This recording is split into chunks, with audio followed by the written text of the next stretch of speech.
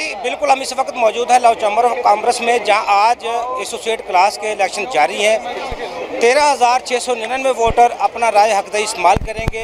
यहाँ ताजरों के साथ वकला बरादरी भी बहुत ही कसी तादाद में आई हुई है। लोगों का जमे गफ़ीर है और वोटर अपना वोट डालने के लिए बड़ी तादाद में आ रहे हैं। मज़ीद जानते हैं उहदेदारान से, मेंबरान से, वोटर से, वो इस इलेक्शन के हवाले से क्या कहते हैं।